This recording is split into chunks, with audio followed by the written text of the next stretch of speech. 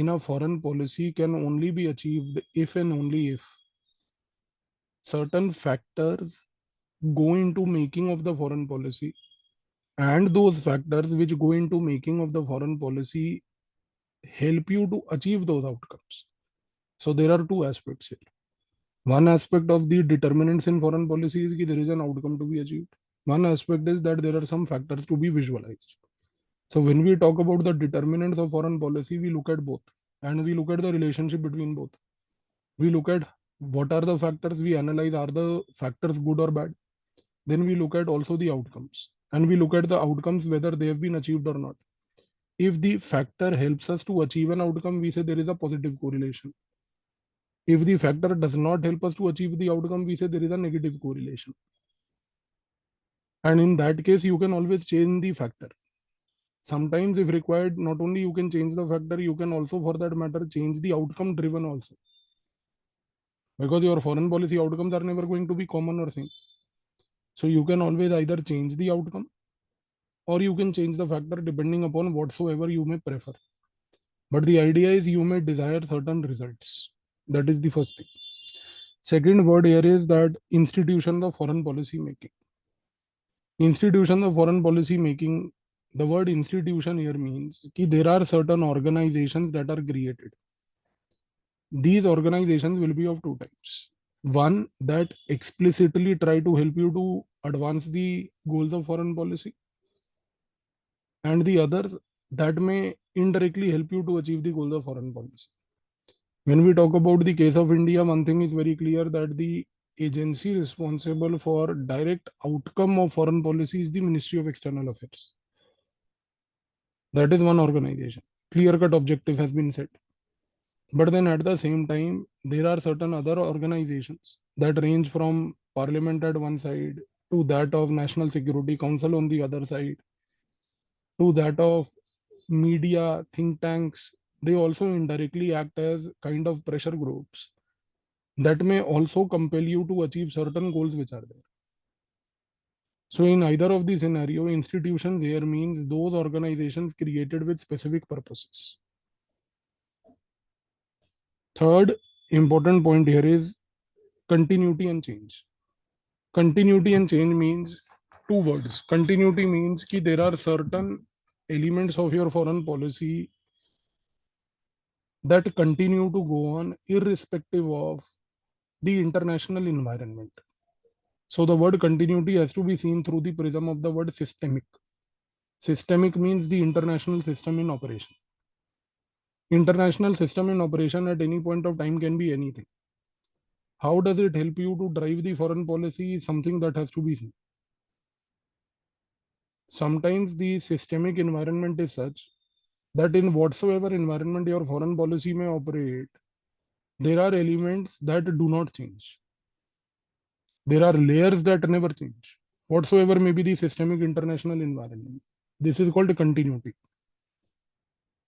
Change means that whenever there is a systemic pressure on your foreign policy, whenever there is a change of pressure on your foreign policy because of the external environmental factor, your foreign policy changes. So the word continuity and change are always seen in the larger prism or the context of what we call as the systemic operational theater. Systemic operational theater means the international system that is operating at any point of time in the world. So how does that international system operating at any point of time in the world influence your foreign policy? Does it create layers of continuity where certain elements never change, or does it create layers of change where because of the international systemic pressures your foreign policy changes? So this is what the syllabus is, and this is what we are going to study under this larger topic now, which is there. Now we come to the first part, that is the PSIR vocabulary building, and the term that we have here is called foreign policy. So foreign policy here basically means a set of goals, set of strategies, and the actions that help a state to pursue international relations. Certain goals, strategies, and actions that help a state to pursue international relations. So based upon whatever your goal is, based upon whatever strategy you may adopt, you will have certain outcomes which are called actions, which you intend to basically pursue when you are operating in an international environment. Now, first question that arises here is that why do states need a foreign policy? So states basically need a foreign policy for 5 reasons. The first reason is to develop the concept of nation state itself. So in order to develop the concept of nation state, the foreign policy is very much required.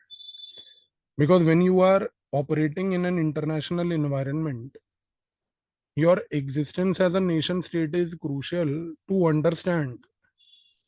Your existence as a nation state is crucial to understand that what goals and strategies you are likely to pursue. So if you are operating in an international environment, it is imperative that as a nation state you exist, so that in this scenario you are able to clearly outline the goals and the strategies that you are aiming to pursue. Factor number 2 is development of the idea of the state. In the definition of foreign policy above, we have seen one thing, that foreign policy means not only strategies, goals, but also certain actions, outcomes. So when we look at the word outcome, the outcomes are always basically because of certain strategies that a state adopts. And the strategies that a state adopts is always contingent and dependent upon the idea of the state. Idea of the state means the philosophical premise as to why does the state exist in the comity of nations. Why does the state exist? Every state exists in their own right for their own particular aspect. For example, when we look at the idea of state of India, India says that we exist for Vasudeva Kutumbakam. That is, we exist for existence of everybody together. But America may not have a strategy or a idea similar or akin to India. America's existence is to achieve a global hegemony as they exist in the comity of nations.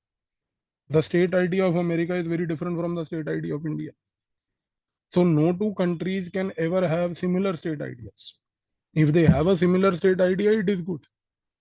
But please remember that if a state idea is different, it can create trouble. You see, earlier in the previous classes, we have talked about the concept called the polarity thesis.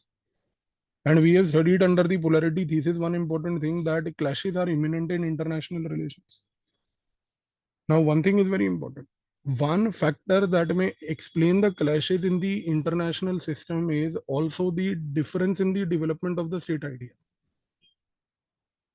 Considering the fact that most of the states may exist philosophically with a premise that is different from the others, a different state idea is bound to generate clashes in the polarity thesis. So link it with the theory of polarity thesis and the scholars we talked about there.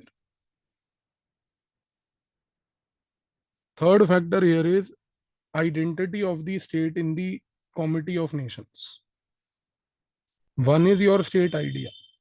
State idea means the larger philosophical premise that helps you to explain that why you exist. Third factor is the identity of the state. So every state will have its own identity. Most of the times we say that the identity of a state is historically driven. That history will always inspire your identity. So for example, we will always have a scenario where history plays an important influence on the identity of the state. For example, we have had an identity of freedom struggle. And considering that freedom struggle was just prior to our state formation, that is why you see, we have often talked about what is called as a struggle against colonialism, a struggle against apartheid, a struggle against imperialism. So Indian identity has always been influenced, for that matter, if we see it in the present times, because of our past. That plays a crucial role as a driver in our entire particular system which is there. Fourth factor here is your socio-political values. So when we talk about the word socio-political values, let's understand one very careful and important thing. Every state, after establishing an identity, gradually evolves a set of socio-political values. Let's understand one thing. Every state will have a set of socio-political values forever. Socio-political values are never in vacuum. They always exist. Whenever they exist, it depends upon whatever is the environment on the state at that point of time. Generally, we say that whenever a state forms an identity of its own, it is able to establish a set of values of its own. So, identity enables you in the value development debate. So, if identity of India was anti-imperialism, colonialism, and apartheid, then the value that we stood for is peaceful coexistence with everybody. That is why you see the word peaceful coexistence has existed in the Indian foreign policy's dictionary right from the time of Panchsheel till today. That even though we may never explicitly say it, but we always argue that when it comes to basically peaceful coexistence, it is a value that we stand for. This is the reason when we go to, let's say, Russia-Ukraine conflict, we use the word that it is not the time of war. Whenever we see the Israel and Palestine conflict happening at the Hamas level, we tell them do exercise restraint. Whenever we see any aggression happening by South China Sea, we say we stand for freedom of navigation in the Indo-Pacific. We want free and open navigation for all. So idea is let's peacefully coexist. This is a value that we may display at a different point of times based upon the different theaters we may encounter. So different statements made by India at different theaters. This is an example of that. And the fifth and the last factor is your moral imperative. Moral imperative comes from the value. Moral imperative basically means ki what are the moral standards you stand for in the world. Does a country influence its foreign policy based on certain principles of morality or no? So idea when we talk about the word moral imperative is that at the moral level, what are the arguments you advance? For example, one of the points that India has always stated is that we stand for a moral imperative of complete disarmament. India has always said one very clear thing that even though we have nuclear weapons today, but if others destroy their nuclear weapons, we will also destroy our weapons.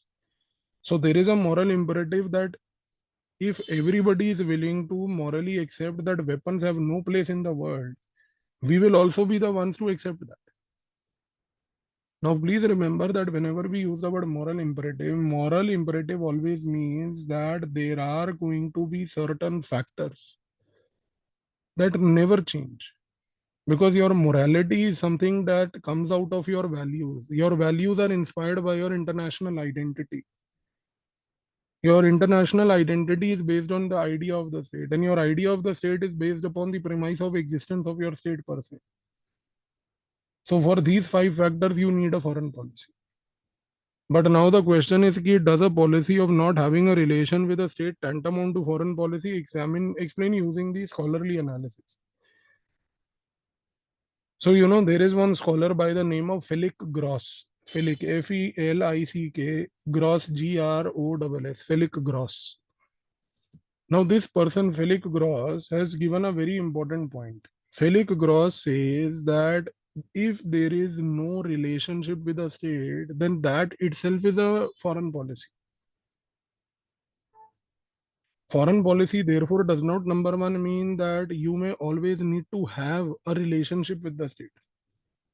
Not having a relationship with the state also may be a case of foreign policy. By foreign policy and relationship are two different things. For example, India for a very long period of time never had any relationship with Israel. But that does not mean that India never had a foreign policy for Israel. We were always sympathetic to the Jews. We were always sympathetic to the fact that the Jewish people have had historical persecution.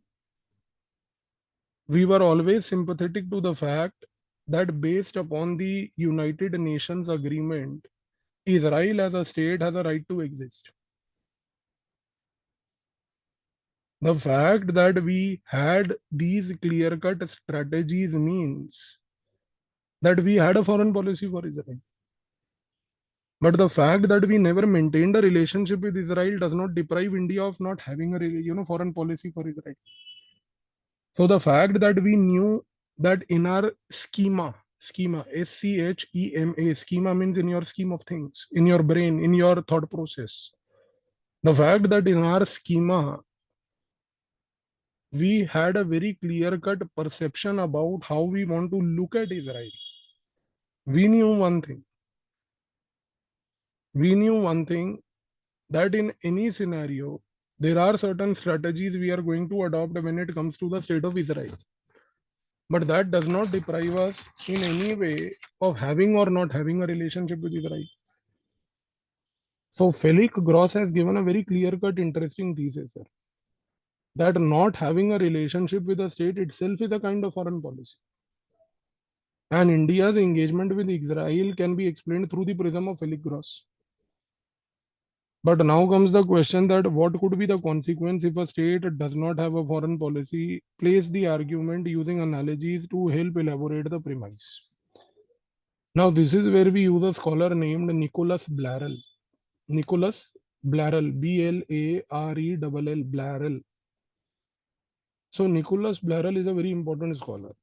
He says that the consequence if a state does not have a foreign policy is that it may not be able to strategize how to look at that state. Abhi, we were looking at it from a very different perspective. We were saying that not having a relation, but having a foreign policy.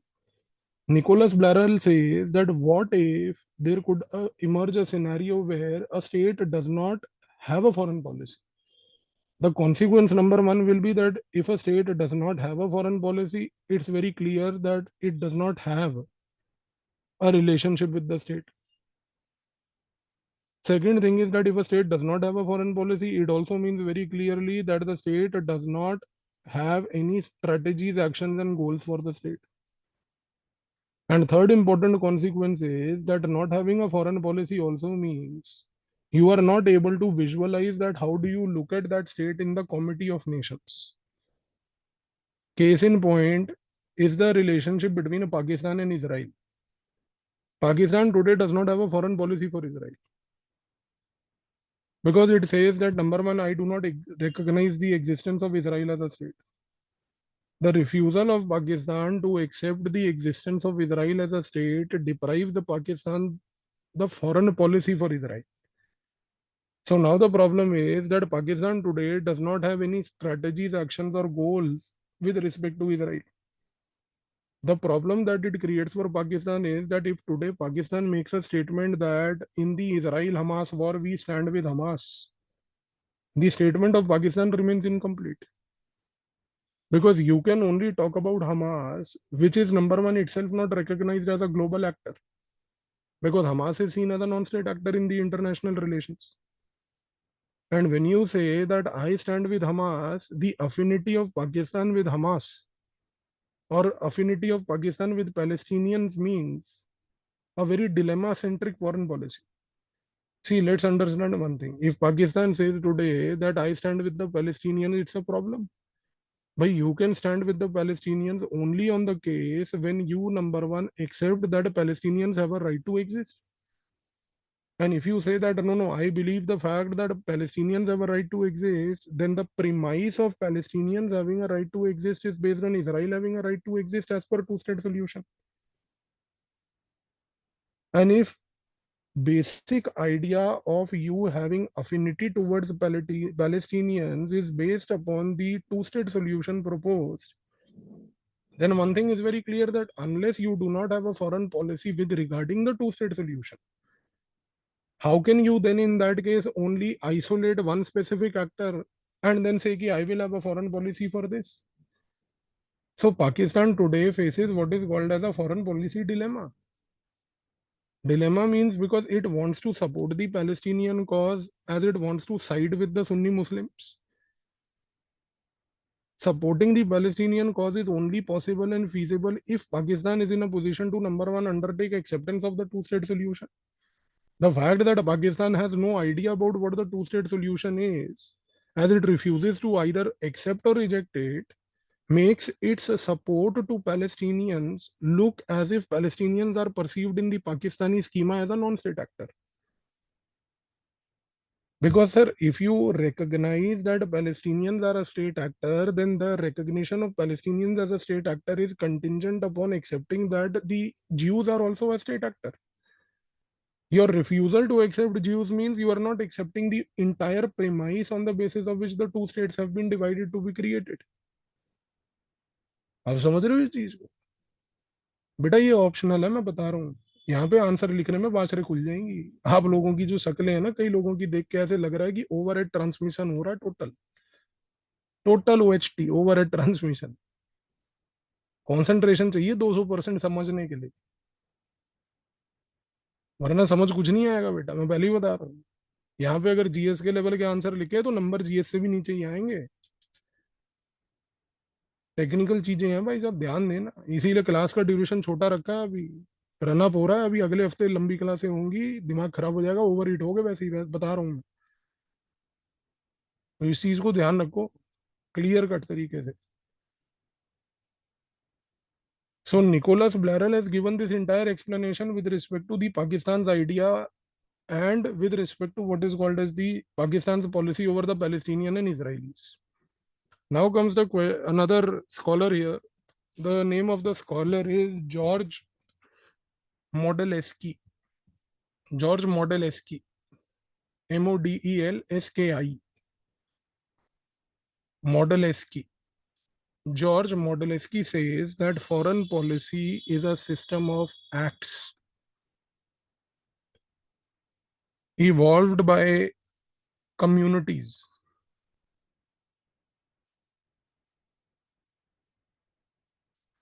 for engagement in international environment. Foreign policy is a system of acts evolved by communities for engagement in international environment. To understand what his thesis is, look at the next question. The next question says, in the light of the argument of the thesis of the scholar analyzed above, differentiate between the change and regulate dimensions of foreign policy through illustration. So he says that foreign policy helps you to analyze your objectives based upon how you are able to change or regulate the actions of others in the international environment. He is taking the idea of foreign policy to a next level now.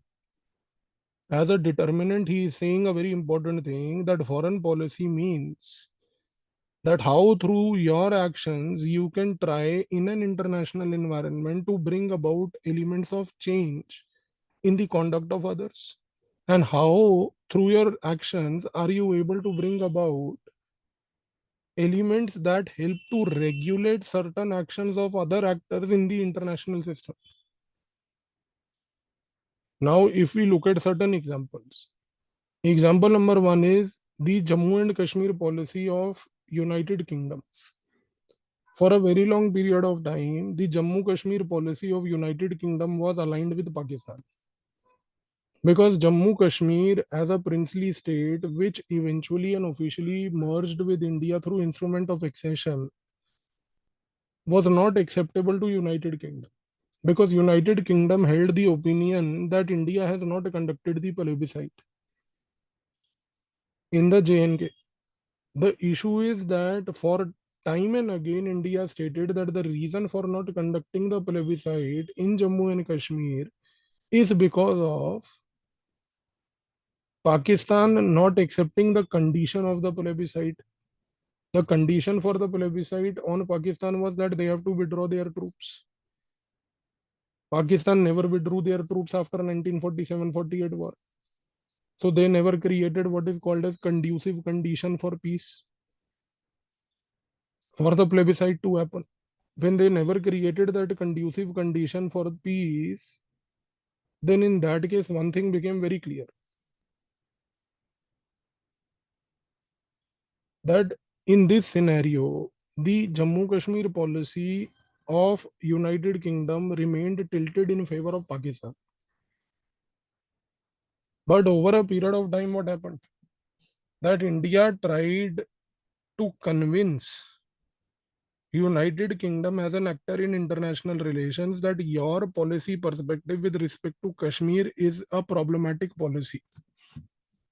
And why your policy is problematic is primarily because you are not accepting the fact that as per an international organization like the United Nations, there is an obligation upon Pakistan to act first. Had Pakistan taken the first step, India would have taken the second step. We never shied away from plebiscite.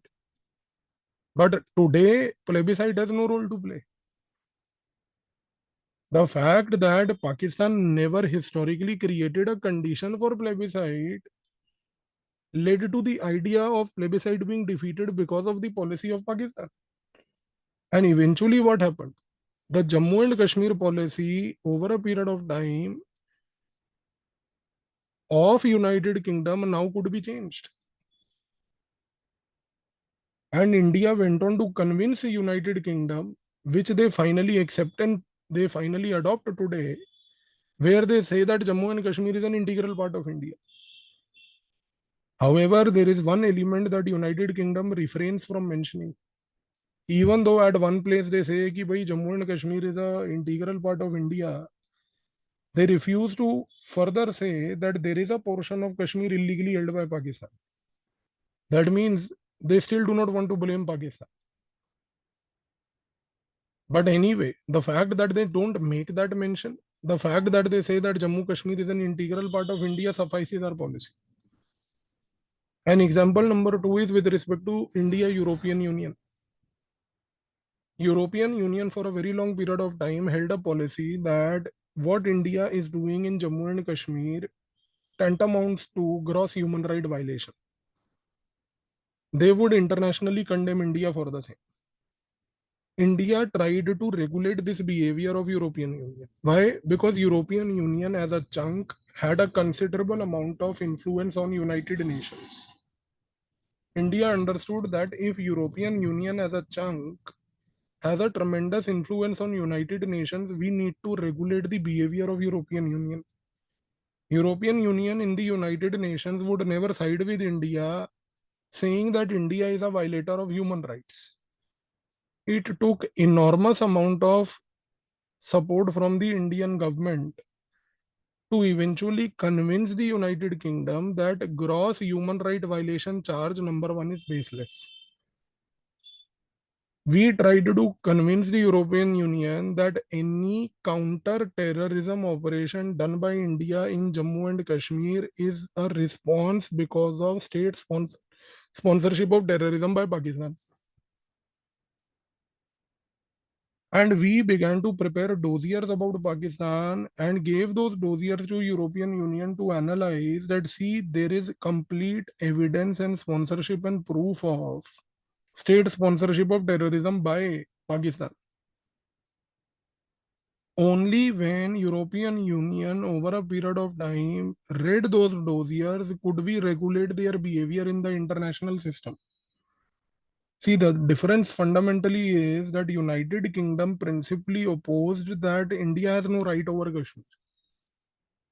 From there, accepting that Kashmir is an integral part of India, to European Union, which always questioned India's counter-terrorism operations, to now saying that India has a right to defend. These are examples of how you basically differentiate between change and regulate functions in foreign policy. But obviously, all these require an enormous amount of your time and patience, because these kind of responses do not generally come very easily. They take a lot of time and patience, which we have invested with respect to UK versus European Union. But now comes the next scholar which is there, whose name is Joseph Frankel, Frankel, Joseph Frankel. Now he says another important thing. He says that foreign policy is all about certain actions that punish and reward certain specific behavior of states. Foreign policy is always about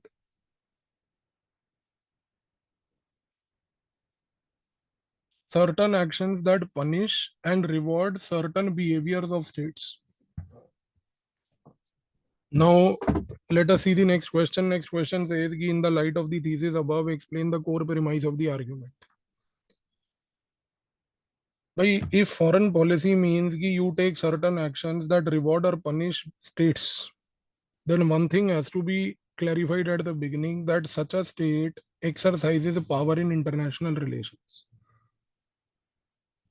Only if a state is able to exercise power in international relations can a state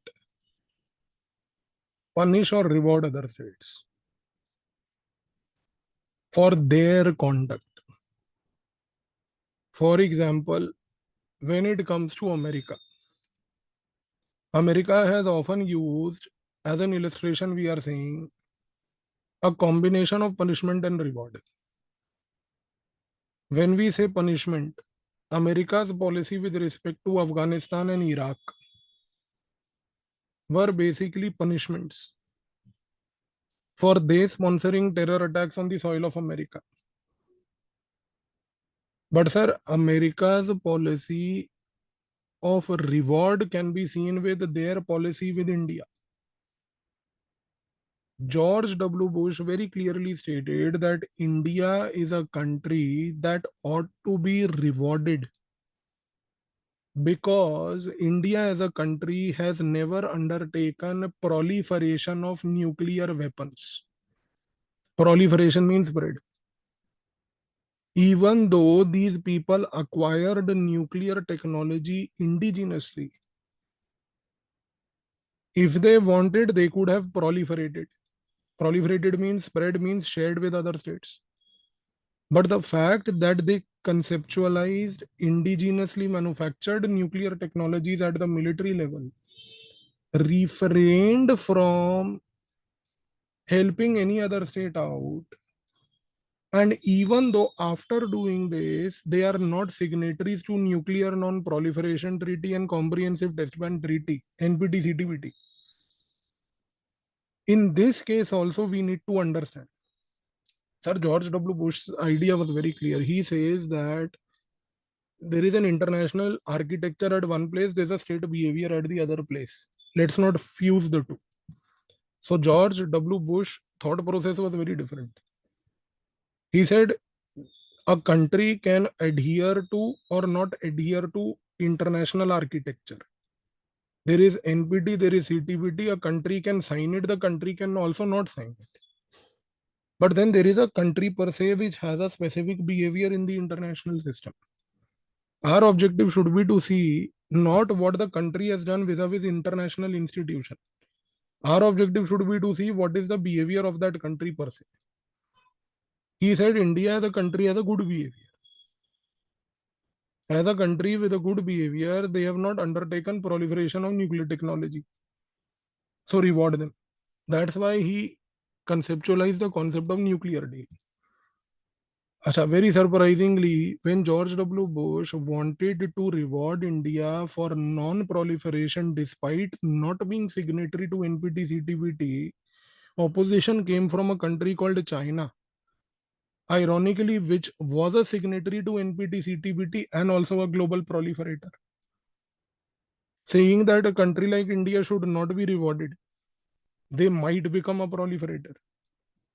Somebody who is himself a global proliferator is putting a charge that there might be a possibility of India doing proliferation if India is given sensitive technologies.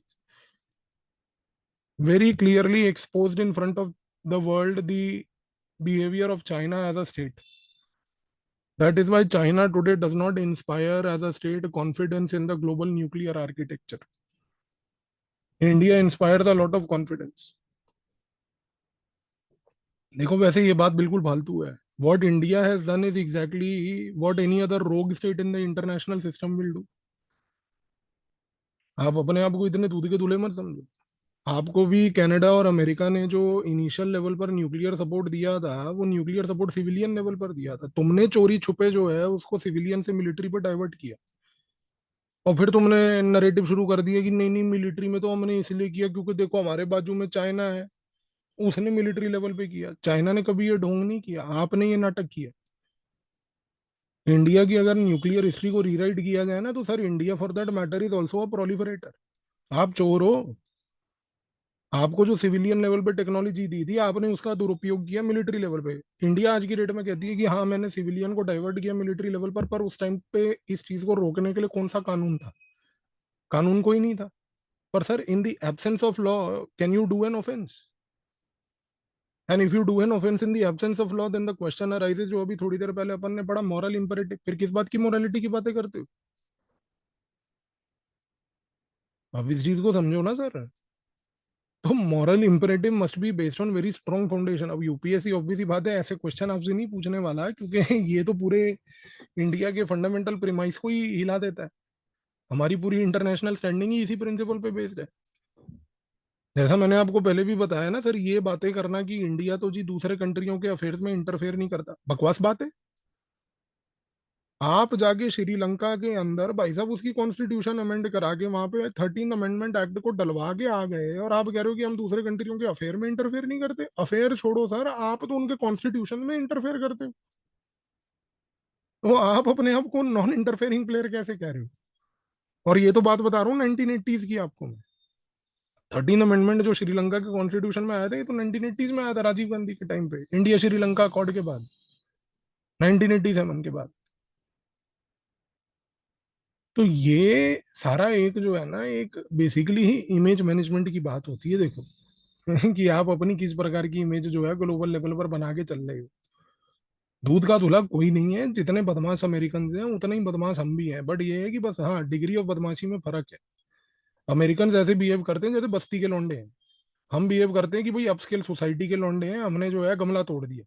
American हैं बस्ती के लौंडे, पकड़ के जो ये गाड़ी का शीशा तोड़ दिया, स्कूटर का शीशा निकाल के ले गए, और ये सब हरकतें। स्कूटरों पे आपको याद है बचपन में वो जो स्कूटर होते थे एक्टिवा वगैरह, उनमें शीशे लगे होते थे, मिरर्स लगे होते थे। मेरे जितने स्कूल के लड़के होते थे ना, दोस्त वगैरह, वो क्या करते थे, वो स्कूटरों के शीशे तोड़ लेते थे।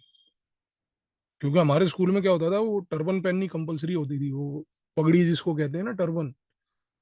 तो वो क्या करते थे कि अपने पैंट की जेब में ना मिरर लेके आते थे। उस टाइम पे वो मिरर नहीं आते थे जो आज की डेट में लड़कियों को मिलते हैं, वो इतने से वो अपने पर्स से खोलती है ऐसे एकदम छिम। वो पहले आते ही नहीं थे उस तरीके के, तो स्कूटरों के मिरर तोड़ तोड़ के लोग रखते थे जेबों में। हम भी वैसे ही चोर हैं। तो इस चीज को समझ लीजिए सर, दूध का दूल्हा कोई नहीं है। हमारा ये सब बड़ी बड़ी बातें हैं।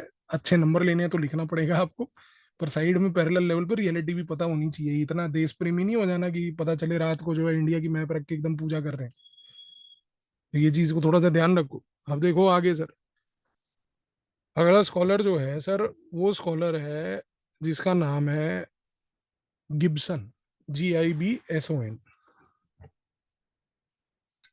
GIBSON, Gibson. अब गिब्सन क्या कह रहा है सर? गिब्सन कह रहा है कि sir foreign policy harmonizes the world because it helps a state to promote a national interest.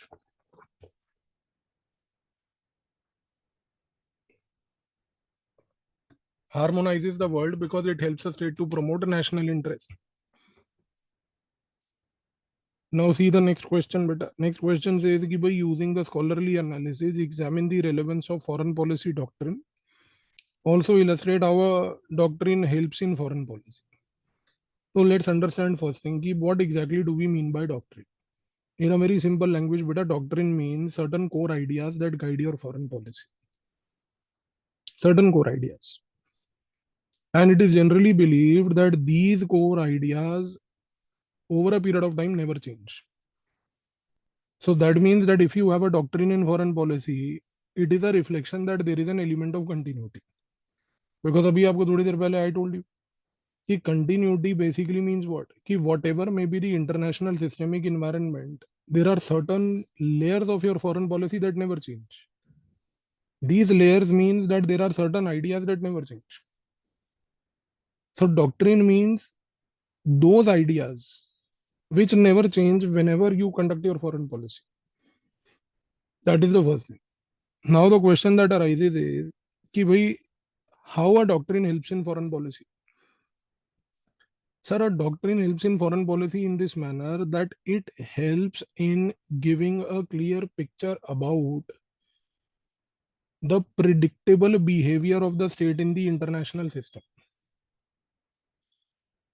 By for example, if you know that how a state is going to behave, because you know that these are the ideas that a state stands for, you can develop an element of predictability. See, we have already undertaken this huge debate in the previous classes that when it comes to India's foreign policy, we basically never prefer to write down those key ideas anywhere. We have done this debate in doctrinal versus doctrinaire wala part. The reason why we refrain from writing is because there are two aspects. One aspect is that, as we explained earlier, कि भाई not writing gives us the liberty to flexibly adapt as per the changing situation. But sir, there is another hidden motive also. The hidden motive here is that when you don't write anything in your foreign policy as goals, or when you do not have very stated clear-cut objectives, you create a element of ambiguity in other countries. Because the other countries will always perceive you as a uncertain player. And see, let's understand one thing. I'll give you an example. This is the problem with India's behavior today. India today says that I stand for something called strategic autonomy. In a very simple language, strategic autonomy, as I told you, is nothing but a improvised version of non-alignment in the post-Cold War period. Just the fact that we don't want to use the word non-alignment because it had a connotation in a specific era, today we use a word strategic autonomy. We also in the heart know very clearly that strategic autonomy is nothing but non-alignment. But the problem is that because we say strategic autonomy, we never define what it means and how we are going to exercise it. And because we exercise strategic autonomy in different ways, in different time periods, it creates ambiguity. But for example, today, we are very clear with the fact that China is a problem. See, Indian foreign policy accepts this. We know China is a problem for us. And when we say that we accept the fact that China is a problem for us, when we accept that China is a problem for us, today we are not very clear about how we want to manage that problem. America says, if China is a problem for you, counter China. We say we do not want to use that word counter China because the problem that we have with China is not of that intensity as you have with China. Then America says, you explain me what is the intensity of the problem that you have with China. We say that the intensity that we have as a problem is that China today has an unresolved border issue. We say China today uses civilian ships for military purposes in the water. The problem we have today is that China uses Pakistan as a balancer for India. The problem we have is that China today wants to assert power in India's neighborhood so that it diminishes India's space in the neighborhood. America says, ki, boss, these are your personal problems. So we say, ki, bhai, these are the problems that we have, right? You may have your own problems. What is your problem? So America says, my problem is that China basically does currency manipulation with me. So we say, it doesn't do it with us. So that's your specific problem, right? Teri personal problem hai na wo. Then America says, ki, bhai, we have a technological race with the Chinese. They are trying to basically technologically outdo us. तो अपन ने again वही बोला कि that's again your personal problem. See, now the problem is, the issue is that considering that India and America both today know that China is a problem, none of them today are able to sit down and identify certain core elements which are problematic to both and thereby have a consensus on the same. That is why you see this is where the problem arises, that when we sit with America in a body called the Quadrilateral Security Dialogue, we have our own way of looking at Quad. The Chinese are not as that big a threat for us when we sit in the Quad, because we know that the bigger threat of China today is on the neighborhood at the border level, is on the neighborhood at the Pakistan level. For us, the threat in the water is very restricted to China using civilian ships for military activity or trying to block navigation in the South China Sea. But when America looks at Quad, for them, Quad is basically something where they want to create a new front for China. They want to open a maritime front against China. Ki tomorrow, if there is a war with China, then Quad becomes that maritime front. We say, ki no, boss, that's not what our understanding of Quad is. We cannot support you in this endeavor. So there's a fundamental problem. The fundamental problem is because today there's no written doctrine about India's issue with China. So how does a doctrine help? A doctrine brings, as I said, more predictability. Absence of a doctrine is equal to more ambiguity. So while India may rightfully say that I have an issue with China, it may synchronize with other nations who also have issues with China. But in the absence of India's China doctrine today, we do not very clearly know how we are going to look at China. We do not very clearly know. So doctrine helps in stability, and the absence of doctrine ensures more ambiguity. अब आते हैं कि sir next caller here is Abdul Saeed.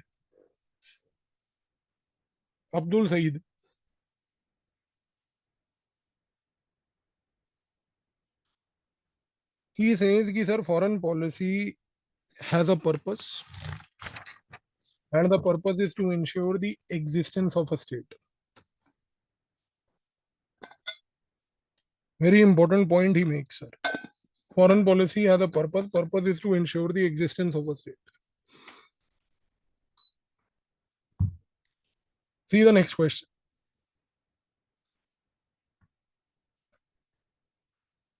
But the next question says कि using the thesis of the scholar above, analyze the role of national interest in the foreign policy of a state. Sir, when Abdul Saeed says that foreign policy is basically what helps in your existence is defined by how you define the national interest. Now the question is, what do we mean by national interest? In a very simple language, sir, national interest is the purpose of the state. It is the reason why a state exists. It is the reason why a state legitimately makes a foreign policy. It is the reason why it exists. Now the question is, when we look at foreign policy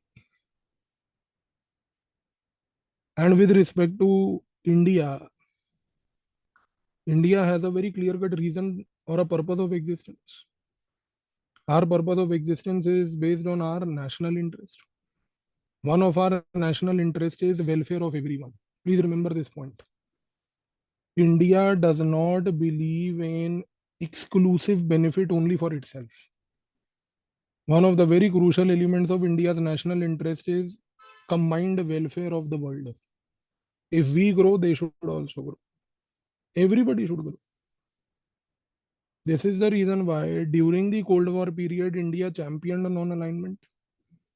Under non-alignment, focused on G77. 77 भूखे नंगे देशों को इकट्ठा कर लिया, उसके leader बन गए. That is the reason why during the non-alignment period, we have talked about that we championed the idea of new international economic order. Because we wanted benefit for everybody. And I have explained to you what were the principles of NIEO. And that is why today, when we look at global South policy of India, that India intends to emerge as a leader of the global South, it is one of our national interest.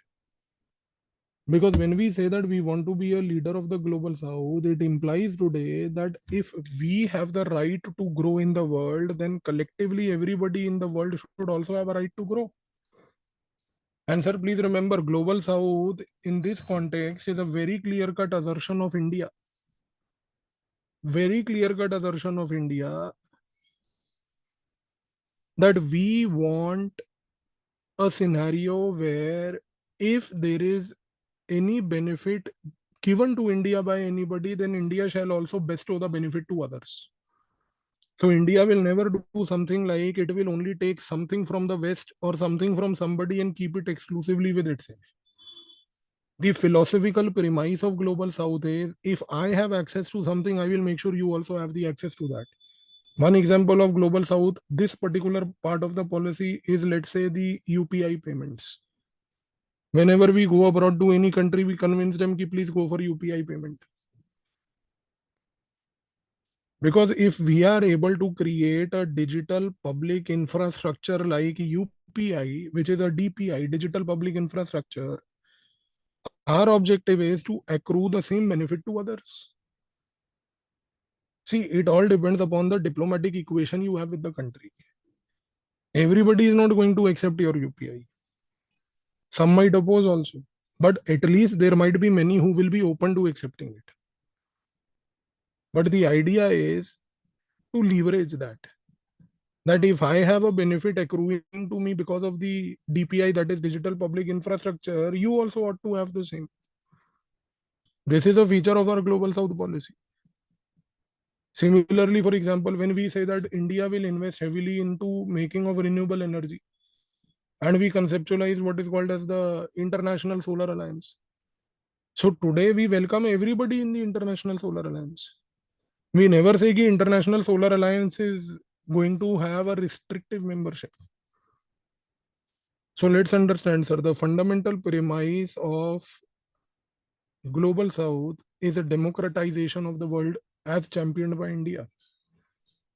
And this democratization of the world is seen through India championing this democratization at the multilateral and at the bilateral level.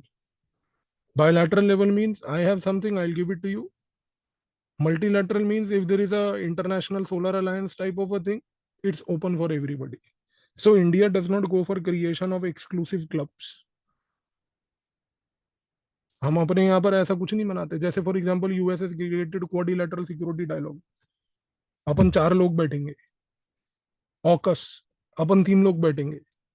Sir, America, which is the biggest proponent of democratization or democracy, is the biggest hypocrite of democracy in the world. For them, democracy is only as good as it is in theory, not when it comes to practice. आप मुझे एक simple सी बात बताओ sir. Israel is constantly bombing Palestine today. They are trying to target what is called Hamas today. America is basically giving weapons to Israel today. Russia and Ukraine are fighting. America is giving weapons to Ukraine today. Sir, in both the cases, the fundamental question is adherence to international rule of law. In the Israel-Palestine Hamas issue, the fundamental question is acceptance of the international law, which says that there has to be a two-state solution. The problem is, does Israel accept this? Israel, number one, never accepts a two-state solution. Akhand Israel. Number two, America never pressurizes Israel to accept a two-state solution. मैं आपको फिर बोल रहा हूँ sir, today countries actually need the audacity to stand up and speak to the Americans and show them their true worth on their filthy faces which are there. Today the world is lacking these kind of credible diplomats who today have the audacity, or countries that today have the audacity to stand up to these Americans and show them their true worth. क्योंकि Americans के साथ कोई sympathy argument नहीं चल सकता sir. And there is nothing called something that you may want to emulate or copy from America today. तो आप इस चीज को समझो sir. Why does America not stand up and tell Israel कि you accept the two-state solution, sir? When they know that this is the solution. अच्छा, सबसे बड़ी बात देखो कि through out the history the American in different parts of the world have carried out murders and assassinations. When a country like India starts doing that they have a problem. वो Canada कह रहा है तुमने निज्जर को मारा मारा, क्या उखाड़ लेगा? हमने अवतार सिंह खंडा को भी मारा लंदन में जाके, यूनाइटेड किंगडम में फूड पॉइजनिंग हुई थी, यूरेनियम डाल दिया उसके ब्लड स्ट्रीम में. हमने वो किया जो हमारे भाई पुतिन ने हमें सिखाया है, यूरेनियम इंजेक्ट कर दो. अवतार सिंह खंडा की मेडिकल रिपोर्ट पढ़ लो, फोरेंसिक रिपोर्ट कहती कि रेडियो एक्टिव मटीरियल पाया गया उसके ब्लड स्ट्रीम में. क्या उखाड़ लेगा तू? तुमने भैया पूरे वर्ल्ड में जाके हर जगह लोगों के अंदर ये आतंक मचाया है. तुम कर लो तो ठीक, हम करें तो समस्या. पंजाबी में ना हमारे एक कहावत होती है ये इस चीज को एक्सप्लेन करने के लिए. पंजाबी में कहते हैं ਤੁਹਾਡਾ कुत्ता कुत्ता साडा कुत्ता टॉमी. मतलब when it comes to your dog it's your dog, but when it comes to our dog is not a dog but it is a Tommy, another variant of a dog. सोचो. मैं कह रहा हूँ भाई साहब ये America को ना, मतलब लिटरली मैं बता रहा हूँ, मेरे सामने तो कोई अमेरिकन आ जाए ना तो मैं मतलब बहुत ज्यादा जो है ना रेडिकल हो जाता हूँ उस समय. क्योंकि हिपोक्रिट्स हैं यार, इनका कोई आर्गुमेंट नहीं है, कोई लाइफ में मोरालिटी नहीं, कुछ नहीं. इतिहास पढ़ लो इनका, 2 पन्ने का घटिया इतिहास. वर्ल्ड हिस्ट्री में पढ़ रहा था, इतनी मेहनत कर रहा हूँ वर्ल्ड हिस्ट्री में कि यार चलो आप लोगों को पढ़ाना है, अच्छे से पढ़ाएंगे, बढ़िया. अमेरिकन रेवोल्यूशन भाई साहब, पूरा अमेरिकन रेवोल्यूशन 2 किताबों 3 किताबों से पढ़ लिया. कुछ नहीं निकला. ब्रिटेन से आए थे, लेबर वर्ग थे, ब्रिटेन के रिजेक्टेड लोग थे, वहां पर रिजेक्ट होने लगे क्योंकि ब्रिटेन से लड़के आए थे तो उनसे लड़ाई मोलने लगे, चाय की कनेतियां फेंक दी, देश बना लिया. क्या दोरपल्ली का इतिहास है भाई तुम्हारा, है? इससे अच्छा तो मतलब हमारे उत्तर प्रदेश का इतिहास होगा कम से कम, अगर वही पढ़ लें इंस्टेंट समय में, प्राचीन समय में उत्तर प्रदेश जो है वही कुछ बहुत बड़ी चीज होगी. तो चीज को समझो sir.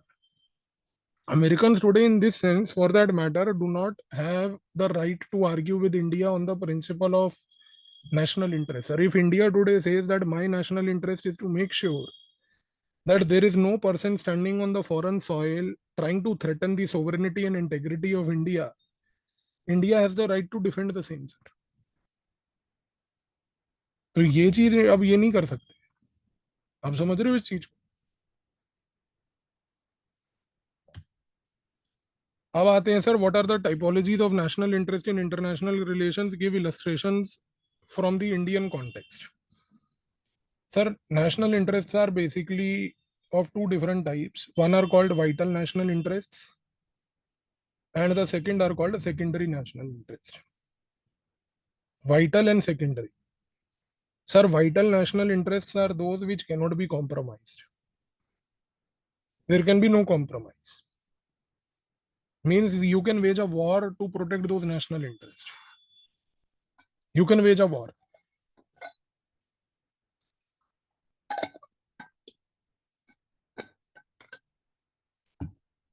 For example, sir, Jammu and Kashmir, non-negotiable.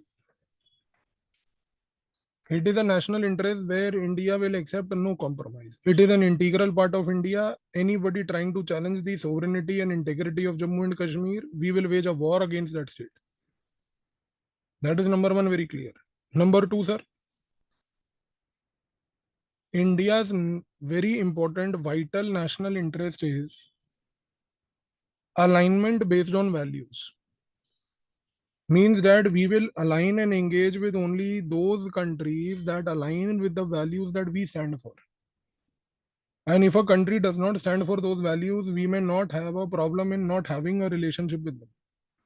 Again, the case in point, the present issue between India and Canada, where Canada is using its soil to promote secessionism in India, to promote secessionist thinking in India. So in this context, one thing is very clear, sir. Attempt by Canada to promote secessionism against India means that this is not a value we stand for. We never go to a foreign country and promote secession thinking there. अपन को अगर वो करना होता ना तो sir अभी तक PoK वापस ले आते, बलूचिस्तान को अलग कर देते। हम नहीं करेंगे, ये चुनावी जुमला है। नहीं, ये बातें होती हैं, स्टेटमेंट होते हैं जो चुनाव के समय बोलने जरूरी होते हैं, वरना लोग उत्साहित नहीं होते। और एक पढ़े लिखे आदमी को कोई लेना देना नहीं है पीओके के आने से। पीओके आए ना आए, हमें क्या फर्क पड़ रहा है भाई। महाराष्ट्र के चुनाव में जाके अगर बीजेपी 370 की बात कर रही है तो यार मराठी फार्मर को थोड़ी कोई बेनिफिट मिल रहा है 370 का। हम समझो इस चीज को। पर ये चीज वेरी क्लियर है सर, हम किसी की कंट्री में जाके कोई सिसेशनिज्म जो है वो प्रमोट नहीं करते, कोई प्रमोट नहीं करते। ना ना, ए क्यू आई पे थोड़ी बात करेंगे ये कभी। ए क्यू आई पे तो बात करना मतलब ब्लेम गेम है। दिल्ली की ए क्यू आई सोचो यार, क्या हालात है बाहर। दिल्ली वाले हैं या कोई? दिल्ली वाले जो हैं उनको पता होगा बेचारों को क्या बात हो रही है। अभी 2 दिन पहले मैं बॉम्बे में था सर, बॉम्बे में इतनी बढ़िया ए क्यू आई, वहां पर कोई ऐसी समस्या नहीं, कुछ नहीं। और वहां से दिल्ली लैंड करो तो भाई साहब गैस चेम्बर। और क्या बोले, चलो।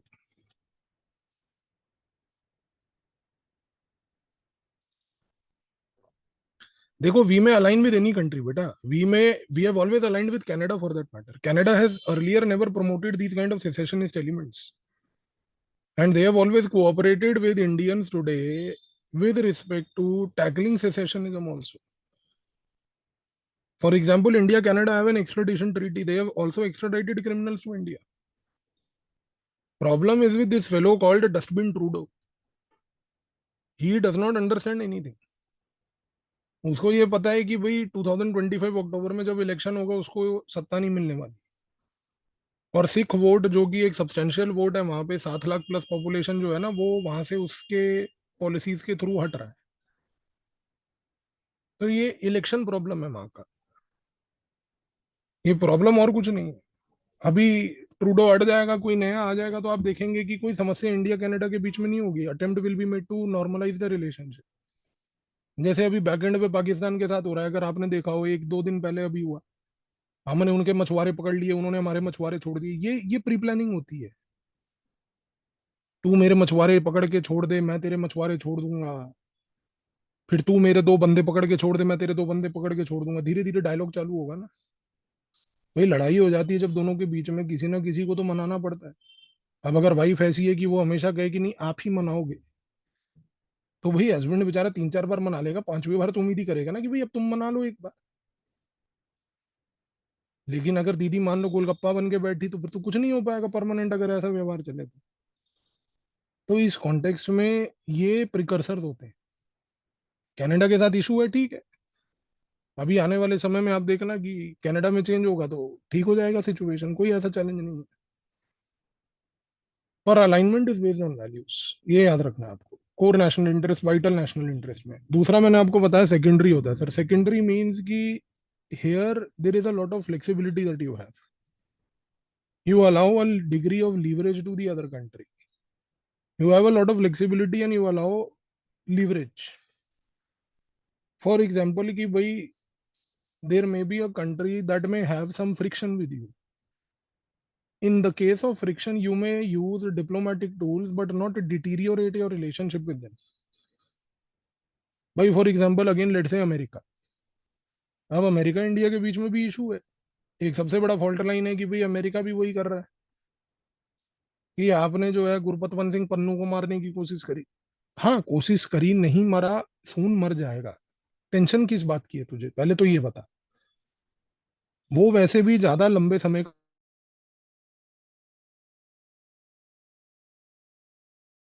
क्योंकि अमेरिका और इंडिया के बीच में बहुत सारे लेयर्स ऑफ रिलेशनशिप हैं जो कि इस पन्नू इशू की वजह से एक्लिप्स नहीं हुए। पन्नू इशू की वजह से एक्लिप्स नहीं हुए।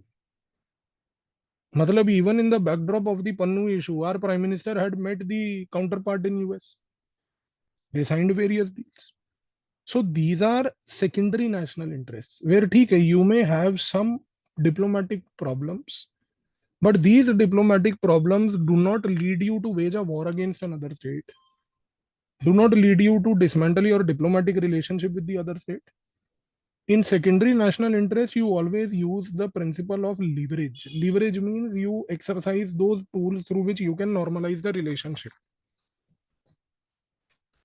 समझ रहे हो जी आप इस चीज को?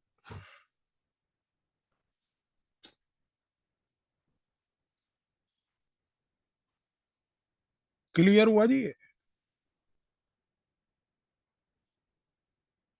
अब आते हैं नेक्स्ट कॉलर पे बेटा. नेक्स्ट कॉलर का नाम है रमेश ठाकुर. रमेश ठाकुर जी जो हैं वो कहते हैं कि sir every country uses a foreign policy to achieve certain specific objectives. Every country uses foreign policy to achieve certain specific objectives. Let's see the next question, sir. Using the scholar above, explain the objects of foreign policy. Use the illustrations to build the argument. Foreign policy means that you have certain specific objectives to achieve. Let's take the example of India.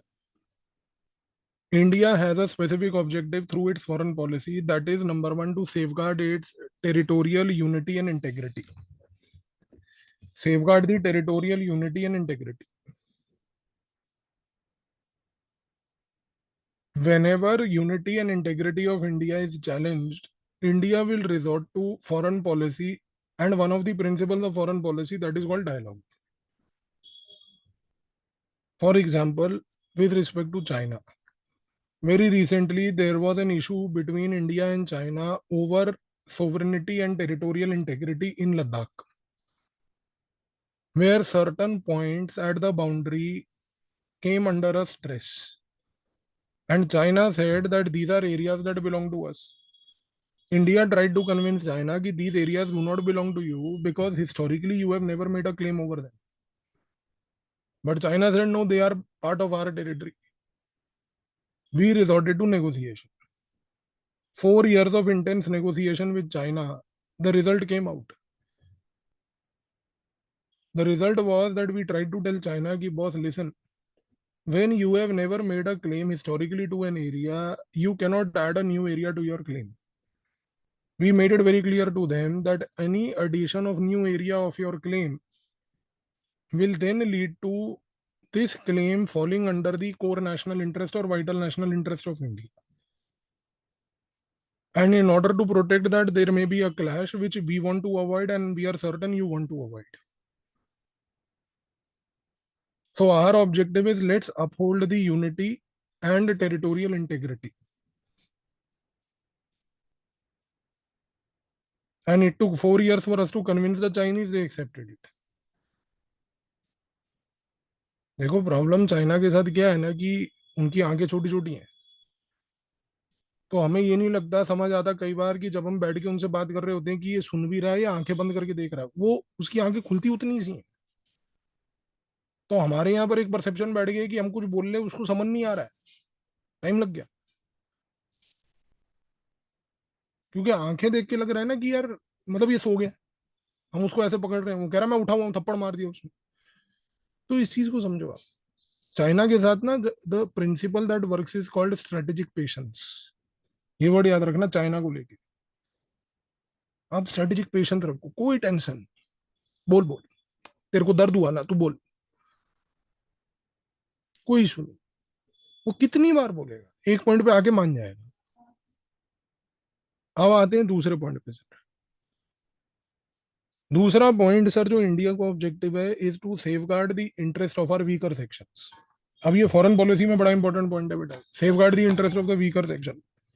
अब ये weaker section हमने जो word रखा है ना sir, we have deliberately used this word to give a wide connotation. For example, under weaker section today, we say it includes farmers also, it includes fishermen also. So at the World Trade Organization, if there is an attempt at the World Trade Organization level to pressurize India in any way where they may say कि India, you should stop giving subsidies to your farmers or to your fishermen, we will raise this issue, sir. We will say कि ensuring the development of our farmer or for our fishermen, in short, our weaker section, is one of the objects of our foreign policy. And second thing we try to clarify at the WTO is that by giving any kind of incentive in the form of subsidy to either the farmer or the fisherman, we are not influencing the terms of trade. Please understand this point. We are not influencing terms of trade. Terms of trade का क्या मतलब हुआ यहाँ पे? Terms of trade का मतलब ये हुआ जो मैंने कल आपको इकोनॉमिक्स की क्लास में बताया था sir, devaluation. We don't do what the Chinese try to do sir. The Chinese try to deliberately give incentive with the objective of dumping their products in the foreign market through devaluation.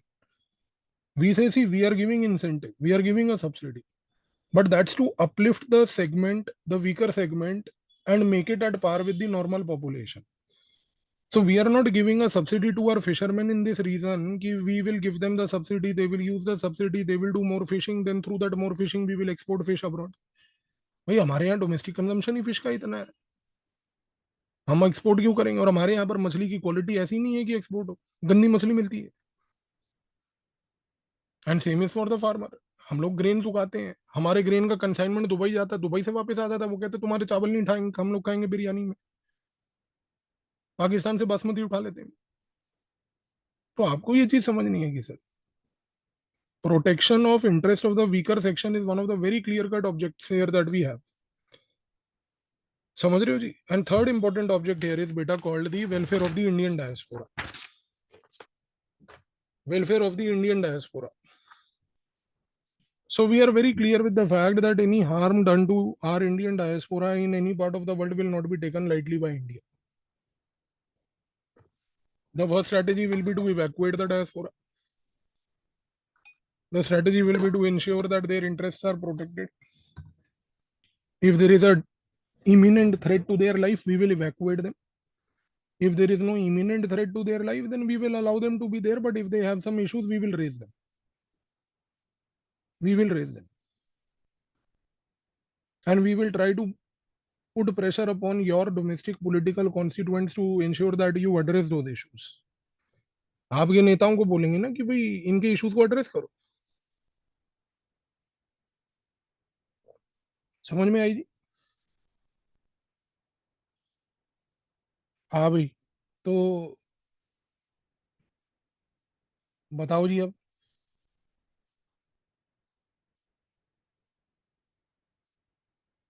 अगले हफ्ते के लिए तैयार हो या नहीं हो, लंबी क्लासों के लिए?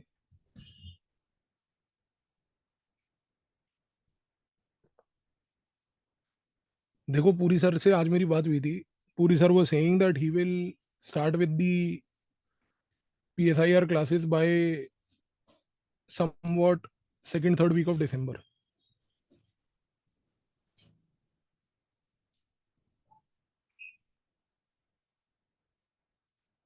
तो ये चीज उन्होंने बोली है. तो उस कॉन्टेक्स्ट में अब आप बताओ मुझे कैसे करना है आपको, लंबी क्लास है छोटी क्लास है? क्योंकि अब अपने पास स्पेस आ गया, पहले नहीं था.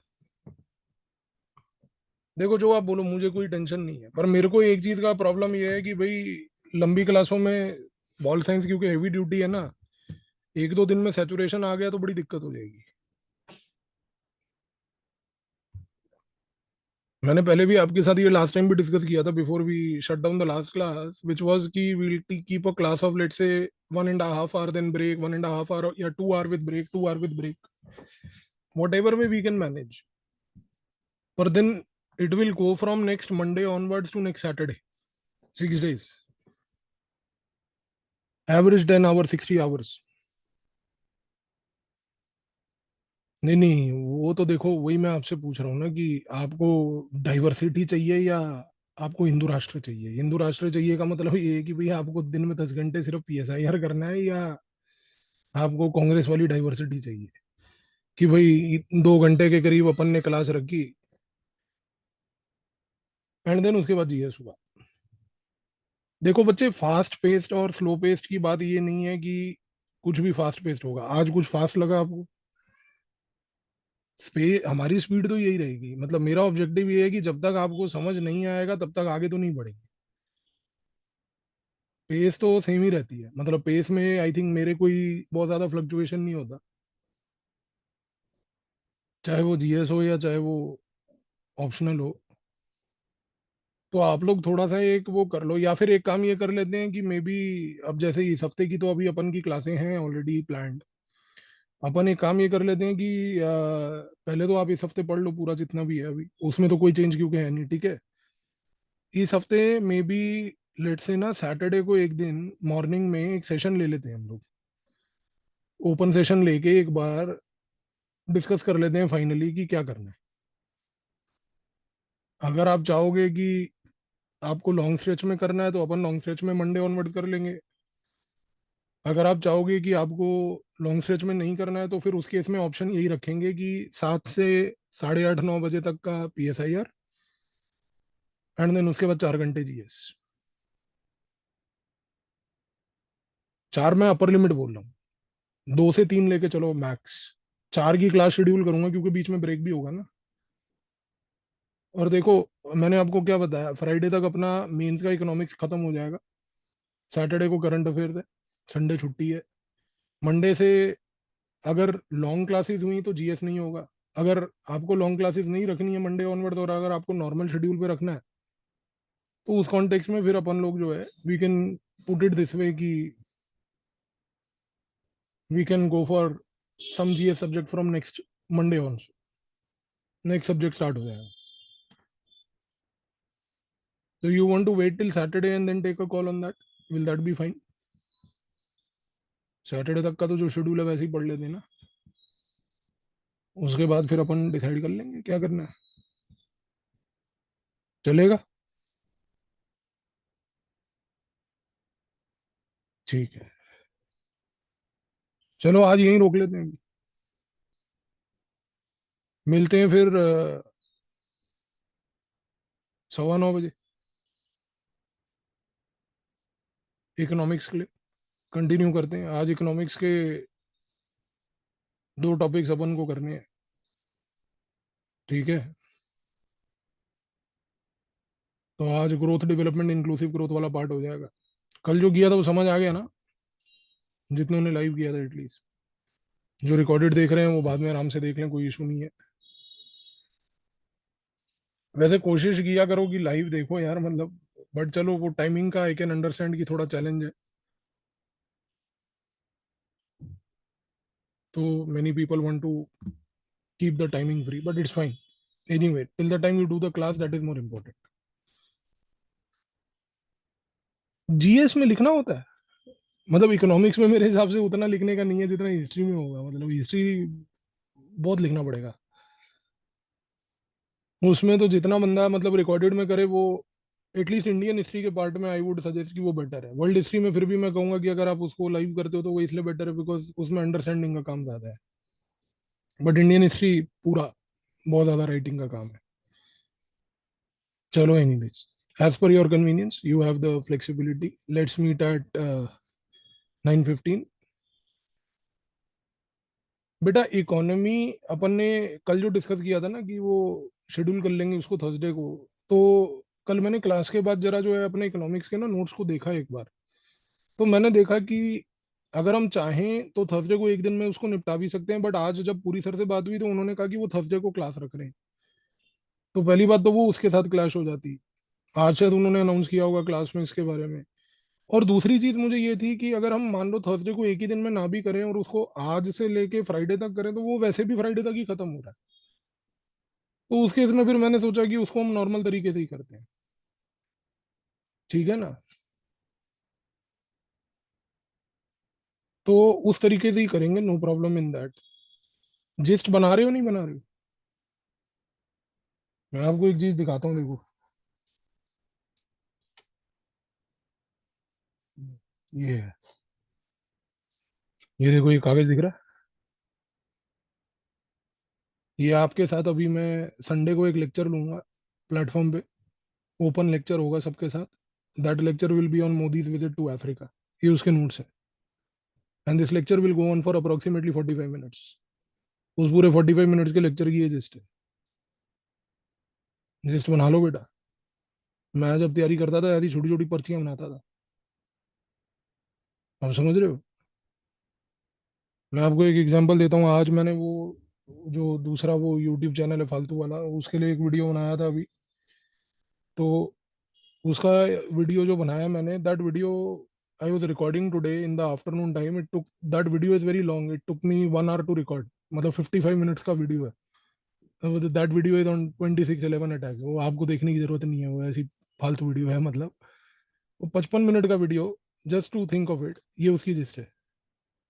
55 मिनट। और ये कैसे बनती है? ये बनती है, मैंने आपको क्या बोला बेटा, बार बार बार बार बार बार चीजों को रिवाइज करो, रिवाइज करो, रिवाइज करो। मैं क्या करता हूँ, मैं पहले पूरा नोट्स बना लेता हूँ, डिटेल्ड नोट्स, जहां से भी सोर्स से पढ़ रहा हूँ। उसके बाद उसको बैठ के रिपीटेडली रीड करता हूँ। The more you read what will happen is कि gradually things will start settling down in your mind. तो 4-5 बार रीड करने के बाद सिक्स पॉइंट पे जाके मैं फिर क्या करता हूँ कि सिक्स टाइम पे जाके I pick up a pen, then I highlight the keywords, then 2-3 times I only read the keywords, and after almost 9 to 10 readings, then what comes out is finally something like this, कि these are the words which I might forget, so I need to have them in front of me. So this is the approach you need to adopt बेटा। इसीलिए मैं फिर बोलूंगा बेटा, keep revising, revise revise revise, there is no substitute to it. ठीक है, चलो मिलते हैं इकोनॉमिक्स में बच्चे।